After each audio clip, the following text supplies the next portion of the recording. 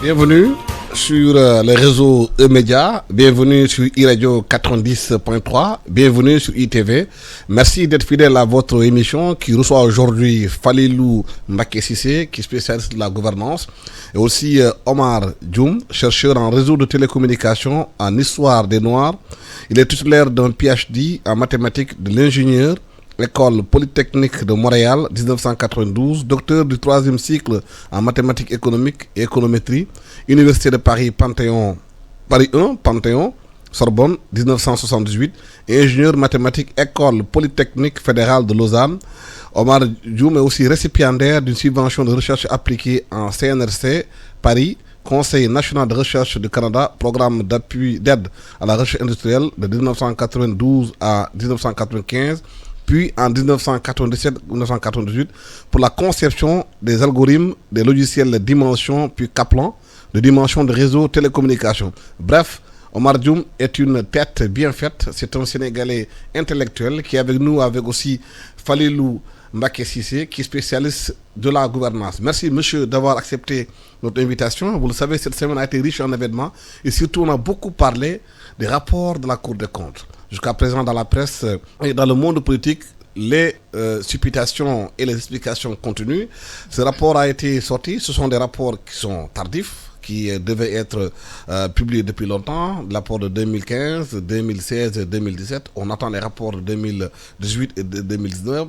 Le constat a été fait pour beaucoup de Sénégalais que les finances publiques ne sont pas bien tenues.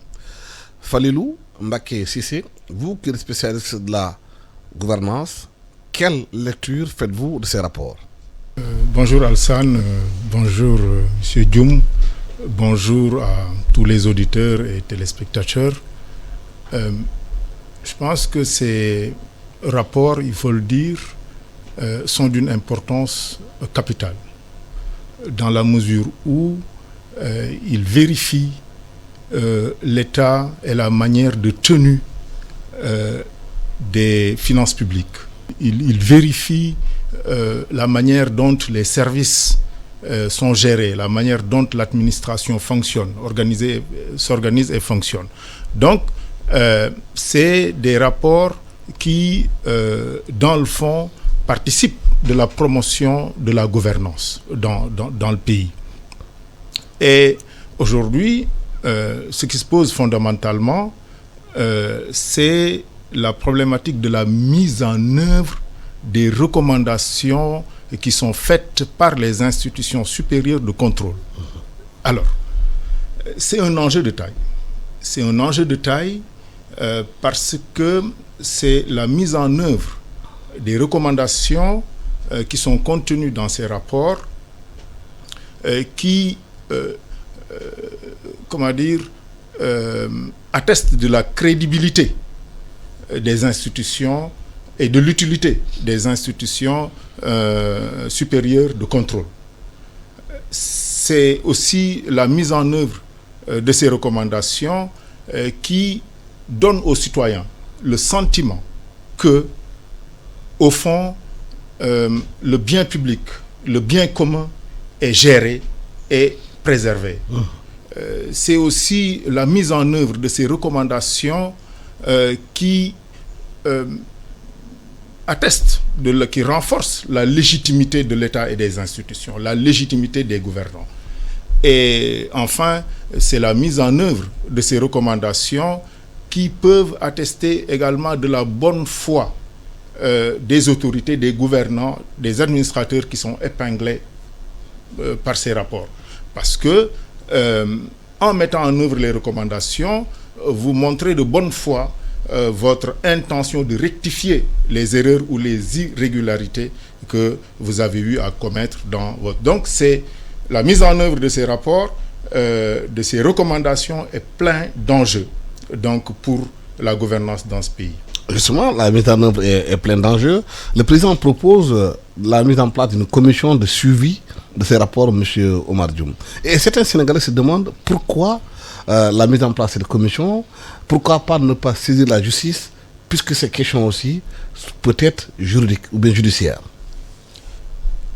Ce que je vais vous répondre est en fait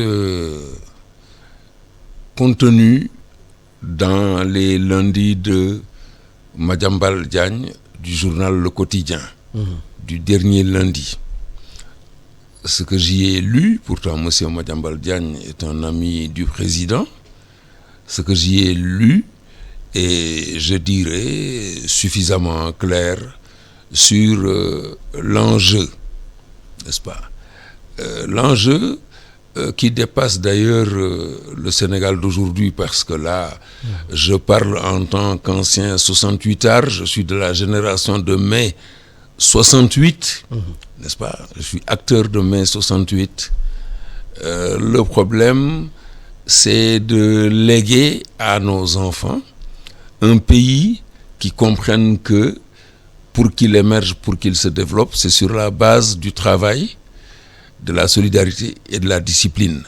Comme j'ai eu la chance de le découvrir quand je suis arrivé en Suisse en 68, comme premier étudiant sénégalais admis à l'école polytechnique fédérale de Lausanne en 68-69.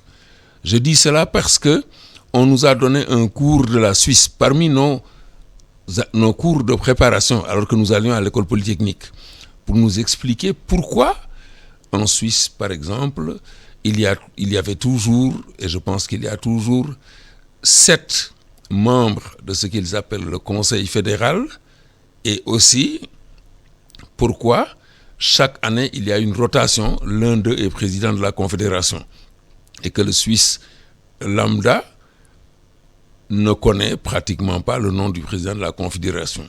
Je répète, le travail, la solidarité et la discipline, alors que la Suisse n'a rien dans son sous-sol.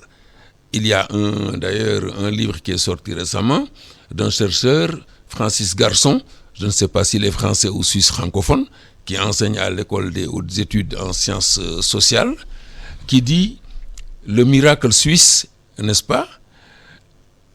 Un atout de plus, la formation. Parce que, nous en parlions tout à l'heure, M. Cissé et moi, parce que l'acronyme TIC, n'est-ce pas? Technologie de l'information et de la communication. Mais quand nous sommes arrivés en Suisse, en 68, quand nous sommes arrivés en Europe, en 68, l'Europe était déjà développée. L'ordinateur n'existait pas encore. L'ordinateur n'a commencé à être utilisé qu'en 1971. Oui, et le rapport aujourd'hui au Sénégal le rapport aujourd'hui... La commission, c'est une façon de noyer le poisson ou pas? Non, je ne noie pas le poisson. Parce que TIC aujourd'hui au Sénégal signifie trublion, indiscipliné et casseur. Jamais de responsable ni de coupable. Et pourquoi cela? Moi, je pose aussi la question. La responsabilité des gouvernants par rapport à cela. Mais ce problème-là, ça c'est aux députés qui sont élus, qui sont choisis par le peuple. C'est à eux, à l'Assemblée nationale, à poser ce problème-là. Et ça, c'est relié, de mon point de vue aussi, au mode de scrutin. Si nous avions un mode de scrutin départemental à 2 tours, où le député est obligé, n'est-ce pas, d'être l'élu, effectivement, de ses mandants, nous n'en serions peut-être pas là. Monsieur Cissé, cette affaire, beaucoup de Sénégalais ont l'impression qu'il y a une sorte d'impunité, que ceux qui gèrent le denier public peuvent faire ce qu'ils veulent, et rien ne peut leur arriver. Ils sont souvent, entre guillemets, protégés par le pouvoir en place. Ça, c'est depuis de Abdoulaye Wade, Abdou Diouf, ça a commencé avec lui, Abdoulaye Wade, jusqu'à Macky Sall. L'impression que les Sénégalais ont, c'est que les directeurs, c'est à qui on confie l'argent public, peuvent faire ce qu'ils veulent après. On trouve toujours des artifices pour les sortir du guêpier. Oui, on peut avoir cette lecture, parce que quand on voit que les différents rapports des corps de contrôle se succèdent et se ressemblent, avec chaque fois des scandales au sens propre du terme, on peut se dire, mais quel est le caractère dissuasif donc de ces rapports? Parce que si en réalité les recommandations de ces rapports, notamment quand ces rapports invitent à ouvrir des enquêtes judiciaires, quand ces recommandations ne sont pas suivies, quand en réalité ces rapports invitent à rembourser les ressources indûment dépensés, pour ne pas dire accaparés, détournés. Et que, par ailleurs, on voit même que ceux qui sont cités dans ces scandales sont promus à des postes beaucoup plus importants. On se demande s'il n'y a pas, en définitive, une prime à la mauvaise gouvernance. Donc, quand on est sûr qu'on ne sera pas inquiété, quel que soit le scandale qui est publié dans le rapport, eh bien, on peut effectivement se permettre certaines choses. Oui. Mais cela est lié, à mon avis, si tu me permets, Alassane, cela est lié à la question importante que vous avez mise sur la table, qui est celle du suivi. Parce que, au fond, vous avez parlé de la commission pour le suivi des recommandations. Mais les recommandations sont bien suivies. Parce que, et la Cour de compte le dit bien dans le rapport de 2017, l'organisation du suivi des recommandations pour corriger les irrégularités, etc., ça fait partie des piliers, comme dit la Cour, donc des institutions supérieures de contrôle en termes d'indépendance. Donc, le problème, ce n'est pas tant de créer une commission de suivi, parce que la Cour peut vous dire qu'à 90%, les recommandations sont effectivement mises en œuvre. La Cour peut vous tenir les statistiques pour vous dire combien de recommandations ne sont pas suivies ou combien de recommandations sont devenues sans objet. Donc la question, ce n'est pas le suivi. On peut vous établir carrément les statistiques et il appartient à la Cour de le faire.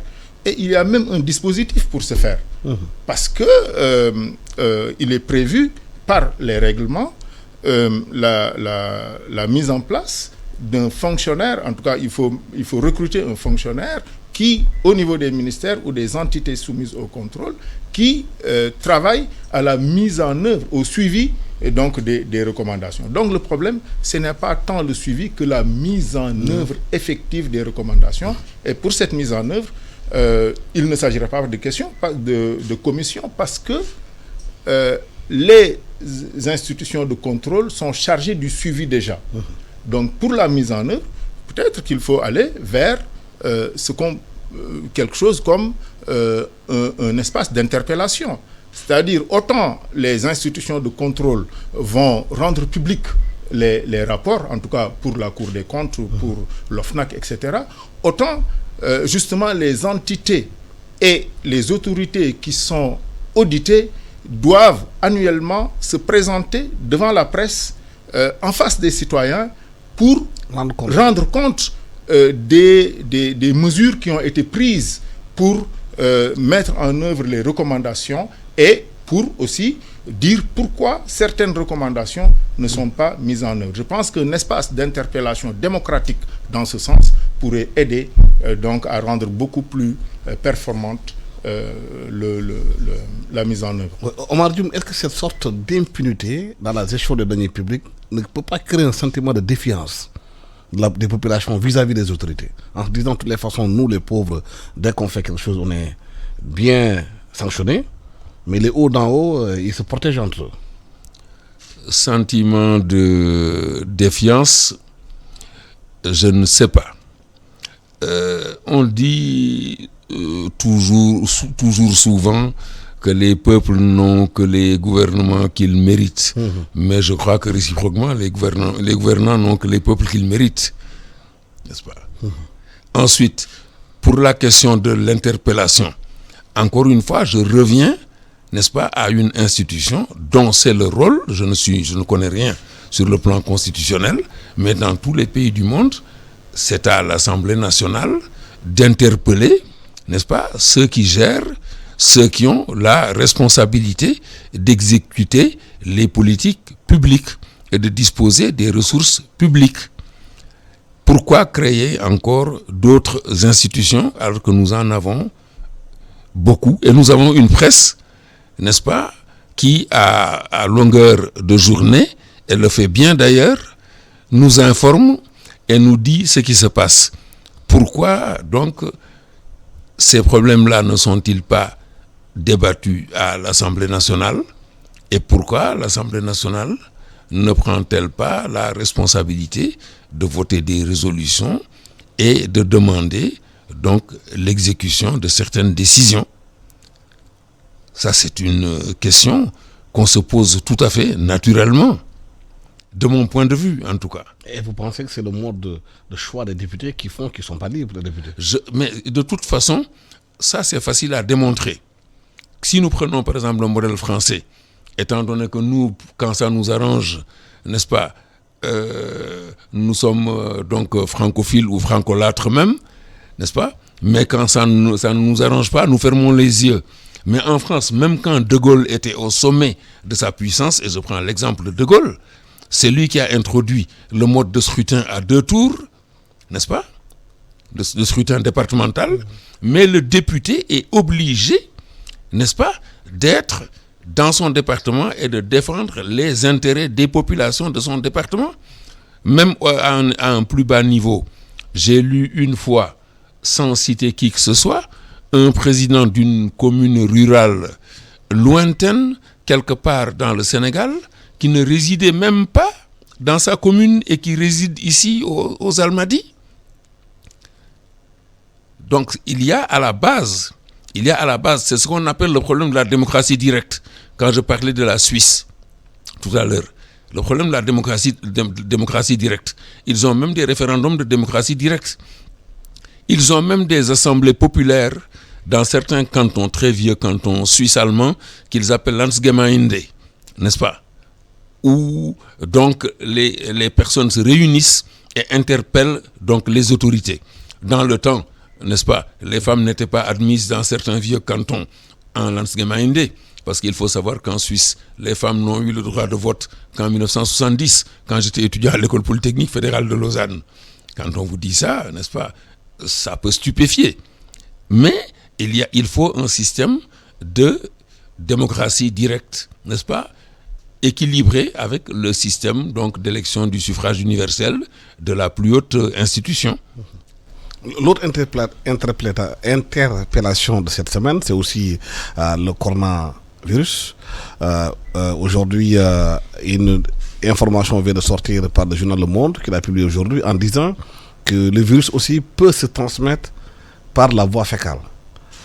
C'est une nouvelle dimension de la gestion de ce virus. Il y a eu plus de 800 et quelques morts, plus de 30 et quelques mille personnes qui sont atteintes de cette maladie-là. La Chine est en train de faire tout pour essayer d'éradiquer cette maladie. Au Sénégal, la polémique s'est posée quand le président dit que le Sénégal n'est pas apte à accueillir les jeunes Sénégalais qui sont à Rouen. D'autres interprétations sont faites par rapport à cette communication du président. Quelle analyse faites-vous justement de cette sortie du président Macky Sall?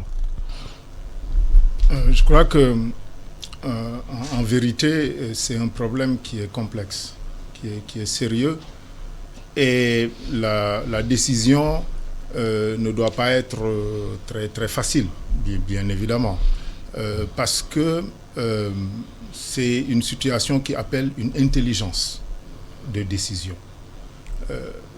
L'intelligence de décision suppose, dans un premier temps, que l'on prenne en compte tous les aspects. Nous ne sommes pas simplement sur des questions techniques et des questions sanitaires. Nous sommes également sur des questions humaines. Des questions humaines qui posent aussi la question des valeurs, notamment la question de l'empathie. Quand on est face à une telle situation, la décision doit intégrer notre posture empathique, notre posture d'empathie par rapport à la situation, en disant, si j'avais été dans cette situation, qu'aurais-je voulu que l'État fasse? Ça, c'est important. Cette dimension humaine, c'est aussi d'avoir de la compassion et de la compréhension pour la famille de nos compatriotes, pour les familles de nos compatriotes qui sont à Wuhan. Mais il y a aussi une dimension politique et citoyenne. Autant les citoyens doivent être entièrement soumis à l'État, autant l'État doit être exclusivement dévoué aux citoyens. Je ne crois pas tout le temps à cette citation de Lincoln, Kennedy, disant « il ne faut pas demander ce que l'État peut faire pour moi, il faut demander ce qu'on... » Non, c'est dans les deux sens.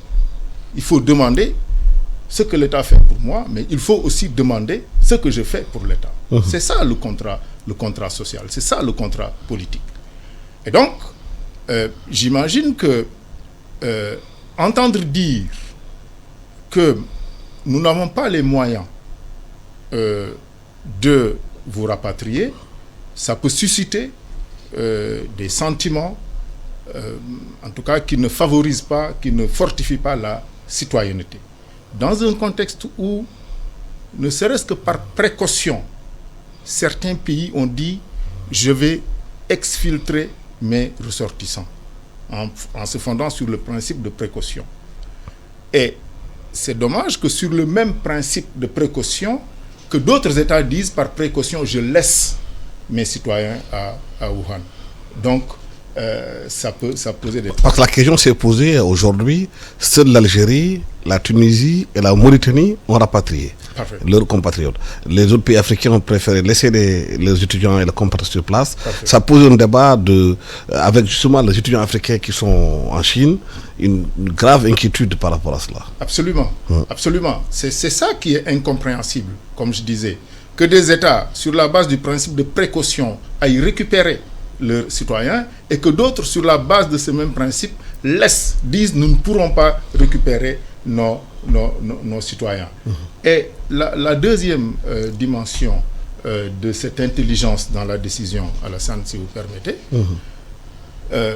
c'est que en réalité, nous sommes dans un phénomène qui évolue au jour le jour.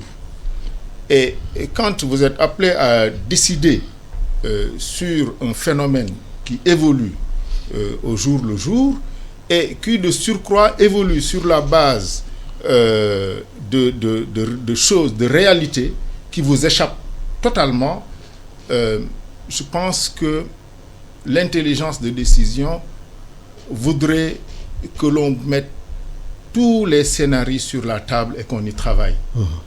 La question, quand on voit que la Tunisie, la Mauritanie, etc. ont pu rapatrier, et on se rend compte en ce moment que la question, c'est une question de volonté politique, c'est une question de vision politique, mais c'est plus une question de stratégie que de moyens.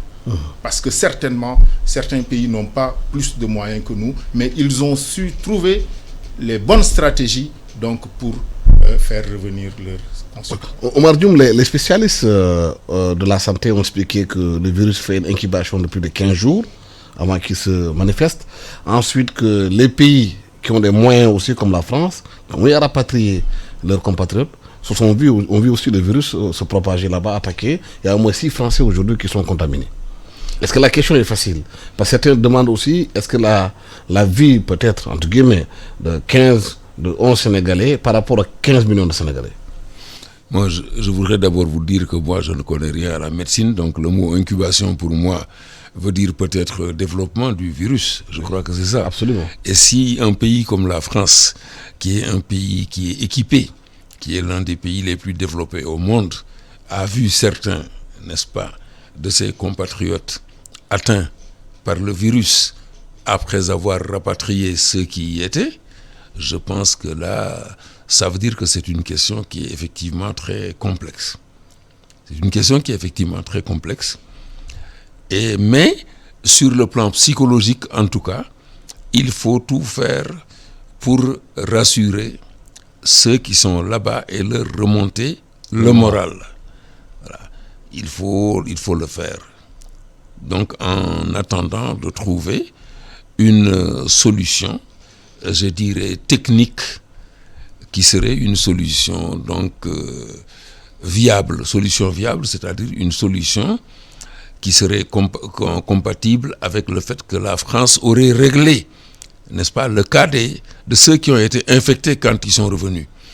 Et sur le plan psychologique aussi, nous sommes un peuple de croyants, n'est-ce pas, à pratiquement 100%. Nous pouvons aussi noter, c'est peut-être une coïncidence, mais Albert Einstein avait dit que le hasard, c'est Dieu qui se promène incognito. À un moment donné, en Chine, il y a eu une persécution des musulmans extrêmement violente, où on a été jusqu'à interdire même l'écriture du Coran. Ils sont allés très loin. Et puis soudain, n'est-ce pas, l'épidémie du coronavirus est apparue.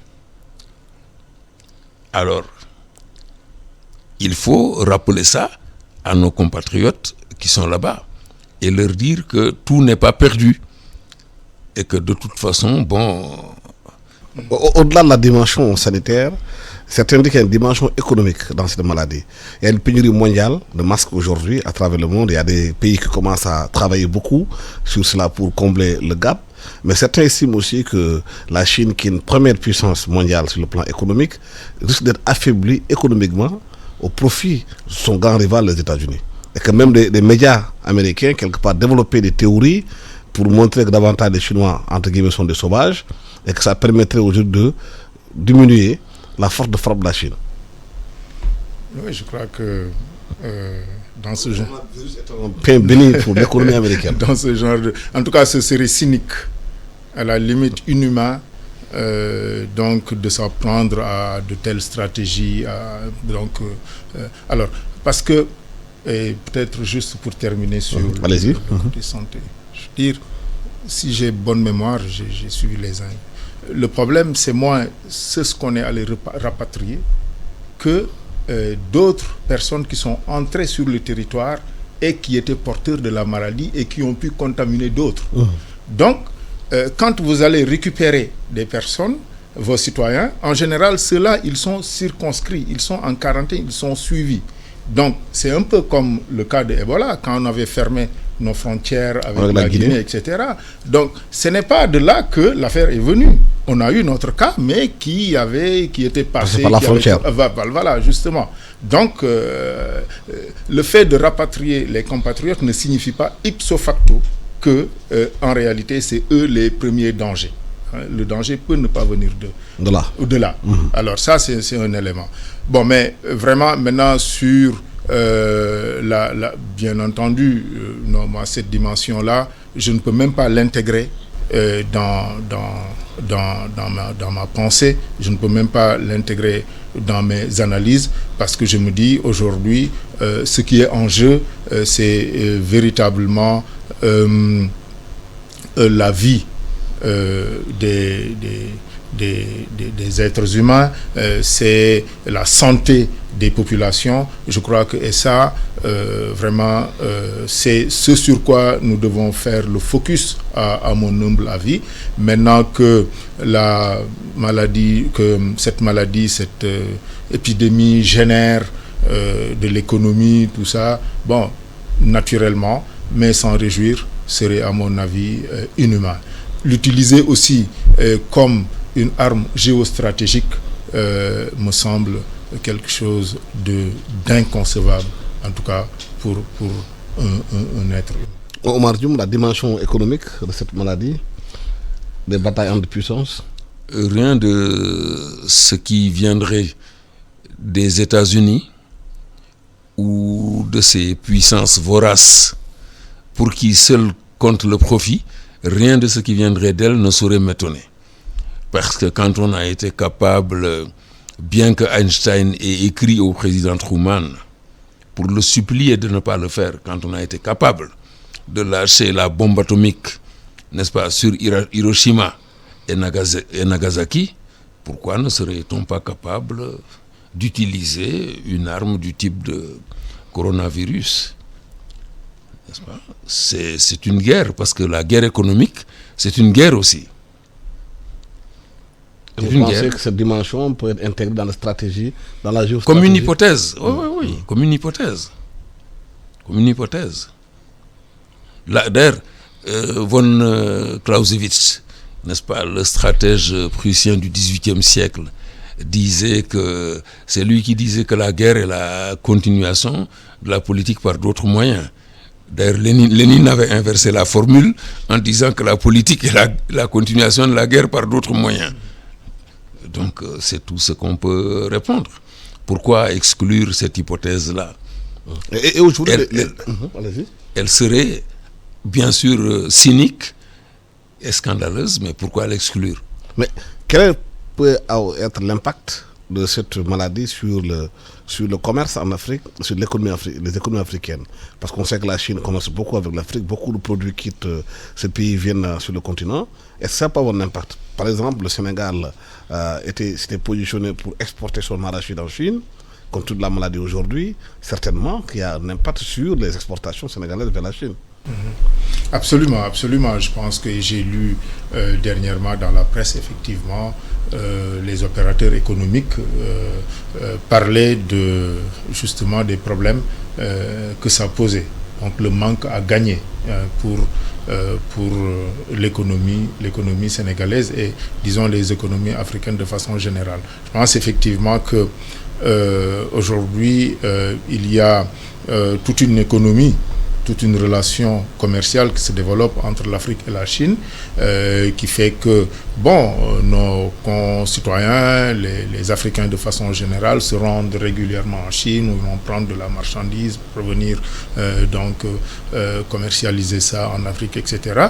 Et évidemment, la restriction de ces mouvements, de ces flux entre la Chine et l'Afrique, bien entendu, aura des conséquences. Et effectivement, je pense que j'ai lu quelque part que ça allait dans l'ordre de 35% même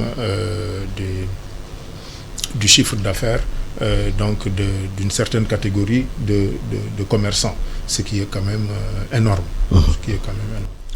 Omar Diop, est-ce que justement, si on ne peut pas être cynique, comme on le dit, est-ce que cette maladie, ce virus qui impacte la Chine aujourd'hui, ne devrait pas être une opportunité pour les pays africains, justement, au lieu d'aller en Chine importer de la marchandise, transformer leurs produits sur place, de ne pas dépendre justement de ce commerce? Mais en fait, il n'aurait pas fallu attendre depuis 1960 que une telle épidémie, n'est-ce pas, se déclare en Chine pour commencer à transformer donc nos matières premières sur place.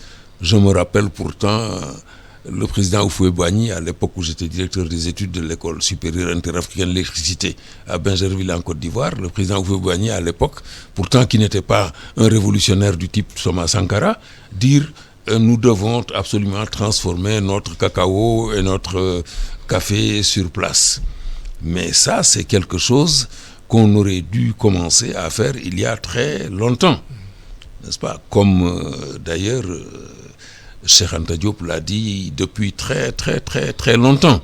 Et je signale d'ailleurs que moi, quand j'étais en France en 1977, dans le journal Andesopi de Mamadou Dia, Maguette Thiam et Samba Diouldé Thiam, que j'ai appris que l'huile d'arachide était une huile qui pouvait faire fonctionner les moteurs diesel, et que sous l'occupation, quand la France était occupée par l'Allemagne, n'est-ce pas, donc l'huile, donc le fuel ne pouvant pas venir de France, il y avait des camions qui quittaient ici Dakar, qui allaient jusqu'à Tamanrasset en Algérie, qui faisait 4500 km, des camions à moteur diesel qui fonctionnaient à l'huile d'arachide, n'est-ce pas? Et ça, je l'ai su, donc, après avoir fouillé. Il y a eu la confirmation du centre d'études et d'exploitation du machinisme agricole tropical, n'est-ce pas, qui était à Antony, n'est-ce pas? Mais j'ai pu retrouver tous les documents et tout ça, et puis après, j'ai laissé tomber ça. Et il fallait simplement, d'après les études techniques de l'époque, quelques modifications pour les injecteurs, n'est-ce pas, des moteurs diesel. Mais il n'y avait pas la volonté politique quand nous avons accédé à l'indépendance. Nous n'étions même pas d'ailleurs, je dirais, indépendants, nous étions semi-dépendants. Il n'y avait pas la volonté de lutter pour franchir ce pas-là. Et c'est ça le problème. Aujourd'hui donc, nous voilà Le dernier point de notre débat, c'est sur Cheikh Anta Diop. On vient de célébrer l'anniversaire de sa mort ce 7 février. Est-ce qu'aujourd'hui, vous pensez, comme beaucoup de jeunes Sénégalais, que Cheikh Anta Diop, ses écrits doivent être inscrits dans l'enseignement au Sénégal pour permettre aux Sénégalais de connaître mieux qui était Cheikh Anta Diop? Absolument. Absolument. Je crois que Cheikh Anta doit être mieux connu dans notre pays, doit être mieux connu en Afrique et dans le monde. Ça présente des enjeux pour nous. Parce que Cheikh Anta, c'est quand même une personne, une personnalité. Cheikh Anta, c'est un parcours. Cheikh Anta, c'est de la production intellectuelle, scientifique. C'est tout ça, Cheikh Anta.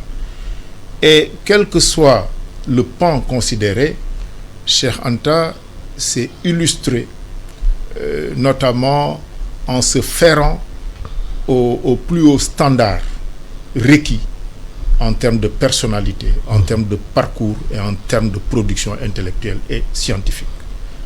Donc, enseigner Cheikh Anta ses productions, c'est, je pense, pour nous, une réponse à plusieurs défis. Le défi de l'estime de soi, la connaissance de soi. Je crois que Cheikh Anta a beaucoup travaillé dans ce sens, en démontrant scientifiquement combien l'Afrique a été présente dans la contribution à la civilisation de l'universel. C'est un fait indéniable. Cheikh Anta nous a aussi enseigné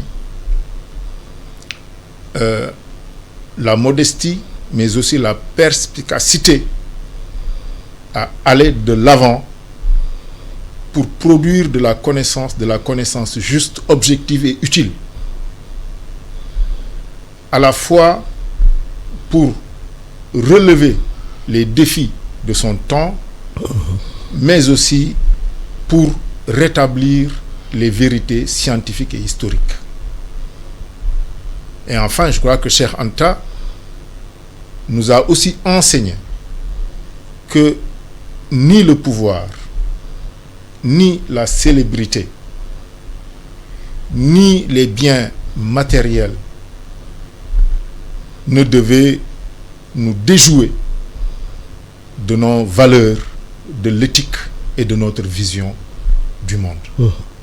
Je crois que ça, si nous parvenons justement à mettre en relation Cheikh Anta, sa vie, son œuvre, avec ces trois principaux défis qui nous interpellent et qui, en réalité, seront nécessairement les ressorts de la Renaissance africaine, qui seront nécessairement les ressorts de la maîtrise de notre projet collectif, qui seront nécessairement les ressorts de notre conquête du monde, parce que ça doit être ça, notre ambition aujourd'hui, l'Afrique. Donc, absolument, cela devrait nous interpeller. Omar Diop, pourquoi Cheikh Anta Diop est toujours méconnu des Sénégalais, bien que sur le plan international, son aura est immense. Mais on a l'impression qu'au Sénégal, les gens ne connaissent pas assez Cheikh Anta Diop.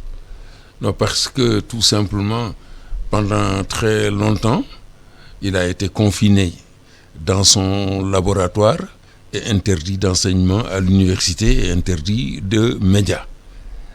Et comme M. Cissé l'a dit, n'est-ce pas,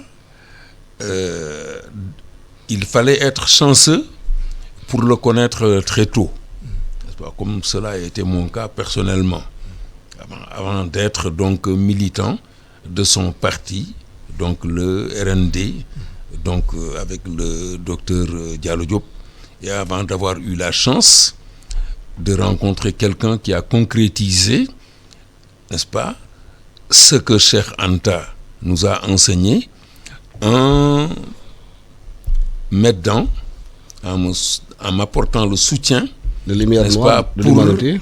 pour la réédition de ce livre-là, Vous c'est-à-dire parlez l'Institut des africain. inventeurs, des héros, des artistes sportifs. C'est ça, c'est l'Institut africain de management, donc qui m'a aidé à rééditer ce livre-là. Livre donc fondé sur la vision de la Renaissance africaine, n'est-ce pas, de 1948, réactualisé, n'est-ce pas. Ce livre, c'est en 2018. Le premier, je l'avais écrit en 1998 au Canada.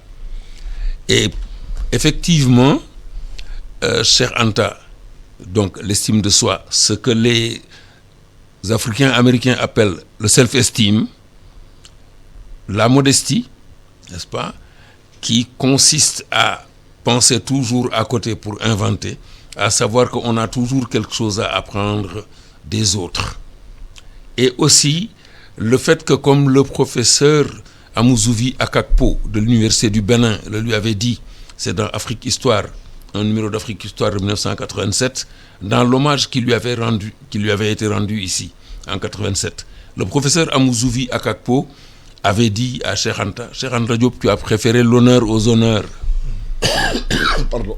Et le professeur Joseph Kizerbo, n'est-ce pas, qui soulignait cet aspect-là. Le professeur Kizerbo, d'ailleurs, très près de lui, n'est-ce pas, dans son étude qui, en janvier 66, quand le président Yameogo a été renversé, en 66, on lui a proposé la présidence de la Haute-Volta et qui a refusé, qui a préféré continuer ses travaux d'intellectuel. Cher Anta, d'ailleurs, j'ai retrouvé des années après, donc une interview qu'il avait accordée en février 1983 à Jeune Afrique, dont le docteur Diallo Diop a retrouvé donc encore un original. Dans Jeune Afrique, moi je n'avais gardé qu'une photocopie où Cheikh Anta disait « Le pouvoir pour le pouvoir ne m'intéresse pas. Ce qui m'intéresse, n'est-ce pas, c'est la réforme de l'enseignement de l'histoire et l'enseignement des langues nationales. » Ensuite, donc, ce visionnaire-là, cet esprit créatif, n'est-ce pas, qui est notre Einstein à nous, parce qu'il a pensé à côté. Parce qu'Einstein disait que pour inventer, il faut penser à côté. Il faut donc, pour la Renaissance africaine, pour donc, dans l'esprit de Cheikh Anta, actualiser, moderniser. Il faut montrer ce qui, dans la modernité actuelle, parce que la modernité, ce n'est pas l'occidentalité, n'est-ce pas? C'est la capacité de comprendre les problèmes de son temps, n'est-ce pas? Le concept de technoculture, n'est-ce pas, que moi j'ai introduit dans le volume 7 de l'histoire de l'humanité, qui veut dire culture technologie immergée dans la culture, et réciproquement culture immergée dans l'économie. Ce concept-là est relié à la notion de renaissance africaine. Ce n'est pas seulement parce que chacun a un portable ou que chacun a un ordinateur, n'est-ce pas, que nous sommes dans la modernité et que nous allons nous développer, n'est-ce pas? Et cela m'a permis aussi, grâce à Cheikh Anta, à cause de son rayonnement dans le reste du monde, je l'ai ici dans ce livre, en 1991, j'ai rencontré dans un congrès à Rio de Janeiro, la photo est là, avec un collègue ghanéen et 2 collègues nigérians. Le collègue ghanéen, Kofi Kissi Dampré, était chef du département d'études économiques à Howard University à Washington, la plus ancienne université noire. Quand nous nous sommes présentés, quand il m'a dit « Are you Senegalese ?» Je lui ai dit « Yes ». Il me dit « Do you know Cheikh Anta Diop ?» Je lui dis « Yes ». Il me dit « Do you know civilization or barbarisme ?» Je pense que même si je ne le traduis pas en français, tout le monde comprend. Es-tu sénégalais, n'est-ce pas? Connais-tu civilisation ou barbarie? C'était son dernier livre. Il me dit « Every night, I read it before sleeping ». Chaque nuit, je lis ce livre avant de dormir. Et c'est un Ghanéen qui m'a dit ça, venant du pays de Kwame Nkrumah. C'est quelque chose d'extraordinaire. Et cette méconnaissance de Cheikh Anta au Sénégal, par les jeunes qui ne le connaissent pas, qui d'ailleurs, avec la responsabilité en revient à ceux qui l'ont formé et qui devaient donc faire connaître, prendre les moyens, n'est-ce pas, de le faire connaître. Moi, la première fois que j'ai posé la question publiquement, je l'ai posée à un anniversaire de Cheikh Anta, je ne me rappelle plus lequel, Théophile Obenga était là, l'ambassadeur Saliou Ndiaye qui était recteur à l'époque était là. J'ai demandé au département d'histoire combien d'étudiants il y avait. On m'a dit qu'il y en a 4000. J'ai dit, est-ce qu'il y a un enseignement de tronc commun? Un enseignement, n'est-ce pas, sur Cheikh Anta uniquement pour tous les étudiants du département? On m'a dit non. Et j'avais dit que l'enseignement de Cheikh Anta était un enseignement transdisciplinaire, qu'on pouvait enseigner Cheikh Anta dans toutes les facultés de l'université. Et, pour ne pas être trop long, en Éthiopie, quand je suis allé en 2005, c'est grâce à Cheikh Anta et la Renaissance africaine que j'ai fait prendre conscience aux ingénieurs éthiopiens en télécom de ce que signifiait le logo de leur compagnie nationale de l'époque, Ethiopia Telecommunications Company. C'était un tam-tam avec une onde sonore. Et j'ai attendu le jour de la clôture du séminaire. Je leur ai dit, mais qu'est-ce que signifie ce tam-tam avec cette onde sonore? Ils m'ont dit qu'ils ne savent pas. Je leur ai dit, c'est l'empereur Ménélique II, l'oncle de Haïlé Sélassié. Et ce que je vous dis, je le tire du livre d'un russe qui s'appelle Yakov Perelman, un russe pur et dur, qui est né en 1882, mort en 1942, que c'est l'empereur Ménélique II qui a inventé le système de transmission sans fil des signaux télégraphiques. Et c'est sur cette base-là, n'est-ce pas, qu'a été créé le système de transmission des signaux sonores qu'on utilise aujourd'hui dans les réseaux GSM, les réseaux donc à téléphonie mobile, de la technologie qu'utilisent donc Tigo et Orange, n'est-ce pas? Et ça, c'est sur la base d'une vision de renaissance africaine, parce que l'autre technologie, Code Division Multiple Access, où tout le monde parle, n'est-ce pas, en même temps sur la même fréquence, dans cette technologie-là, il faut, n'est-ce pas, moduler les puissances. Sinon, on ne s'entend plus quand tout le monde parle. Cette technologie-là, n'est-ce pas, l'autre qui est l'autre technologie, n'est-ce pas, c'est elle qu'on appelle le Code Division Multiple Access, n'est-ce pas, c'est elle qu'utilise Expresso, c'est elle que les Américains, n'est-ce pas, à Qualcomm, n'est-ce pas, aux États-Unis, en Californie, ont conçu. Peut-être que les Américains, intelligents comme ils sont, ils ont vu les gens en train de chanter le Wazifa ou en train de chanter des Hassidas. Ils se sont dit, mais ça c'est... Et effectivement, moi je le vérifie tous les jours quand je vais au Wazifa. N'est-ce pas? Chacun s'entend parce qu'on est encore... Parce que le contrôle de puissance de la voix, n'est-ce pas? Donc tout ça, c'est sur la base de la vision de la Renaissance africaine. Et toutes ces connaissances aujourd'hui qui sont enfouies dans ce continent, qui ont été faites par les Cheikh Anta et les autres pour la Renaissance africaine, qui ne sont pas enseignées dans nos universités, on continue encore à nous donner des programmes imposés par le colonisateur. Est-ce que ce n'est pas l'une des failles du système éducatif de nos pays? Absolument, Alassane. Je crois que nous avons le tort d'avoir conçu, en tout cas d'avoir maintenu des systèmes éducatifs qui nous avilissent, qui nous déracinent et qui finalement nous desservent en nous jetant pieds et mains liés et donc à un monde dans lequel nous comptons peu. Je crois effectivement aujourd'hui le plus grand défi, c'est d'avoir des systèmes éducatifs donc qui nous permettent l'intelligibilité du monde, de bien comprendre le monde. Des systèmes éducatifs qui nous permettent d'être des acteurs de premier plan dans la mondialisation et qui nous permettent de nous accomplir individuellement et collectivement dans le cadre de sociétés solidaires, stables et prospères. Voilà, le temps que nous avons est malheureusement terminé. Merci à Fadilou Mbaké Sissé, qui est spécialiste de la gouvernance. Merci à Oumar Djoum, chercheur en réseau de télécommunications en histoire des Noirs et il est titulaire d'un PhD en mathématiques de l'ingénieur, École Polytechnique de Montréal, 1992, docteur de 3e cycle en mathématiques économiques et économétrie, Université Paris 1, Panthéon-Sorbonne, 1978, et ingénieur mathématique, École Polytechnique fédérale de Lausanne, 1974. À la technique, Biran Sissé, micro Alassane Samba Diop. Merci à toute l'équipe technique qui m'a accompagné pour la réalisation de cette émission. Merci, au revoir.